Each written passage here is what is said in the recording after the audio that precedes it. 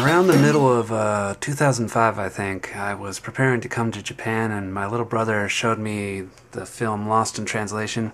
I found most of it really boring, but this arcade scene stood out to me at the time, and it was just something that we didn't really have yet in America. We had the gleanings of it, but it's really intrigued me. So one of the first things I did was I went to an arcade as soon as I got to Japan. So fast forward a few years, and I'm getting out of the shower and noticing that my hair is a little too long, and I think of an adjective. I think it's very Tekken-like. And I realize there's a book review I've been meaning to do. Arcade Mania by Brian Ashcraft and Gene Snow. Brian Ashcraft you may know from Kotaku. Gene Snow, I've seen him write for Kotaku before, and Wired, and of course GeneSnow.net. So what they did, they went around to the Japanese arcades and they just kind of documented the history. They interviewed the pros, and it's a pretty cool book, gotta say. If you like video games at all, you'll be into this. Take a look at this spread, Street Fighter 4. For most video game nerds, that'll be the selling point alone. But it's filled with all kinds of interesting pictures like that. Design-wise, my only real complaint is I don't quite get why they did all the horizontal lines. I don't think you can see that if I show this on YouTube, but it kind of felt like reading somebody's notebook. I don't know why they did that. Maybe it's supposed to be scan lines, but it doesn't quite translate that way. Style-wise, the writing is pretty, funny.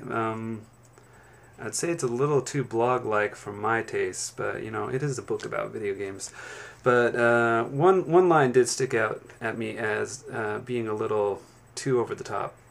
It goes, "Who the hizzy heck wants to take sticker pictures of themselves?" So, hizzy heck, Brian? I don't think I've ever heard anybody utter that phrase, ever. Otherwise, it's awesome. Oh, they took, whenever they interviewed a pro, they took a picture of them and trying to flip through and find one at random. Here we go. For instance, this guy, they took the pros and they made them look like Purikura pictures, so that was a pretty cool thing. So they start off the book with crane games. I'm not sure that was the best choice, because they get into the history of it, and there's a lot more history than you would think.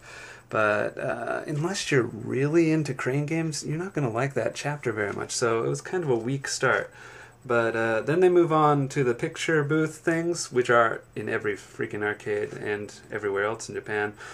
And then it gets a lot better. It gets into the music games, the shooter games, which are apparently called shmups. I've never heard that before.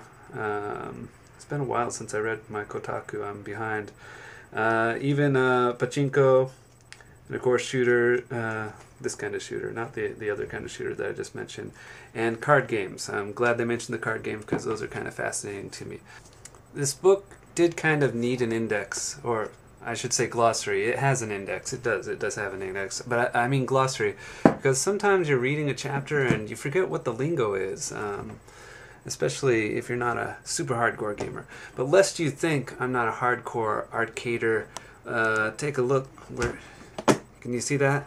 Yeah, that's I like the taiko so much I have the drum. Let's see some of that action.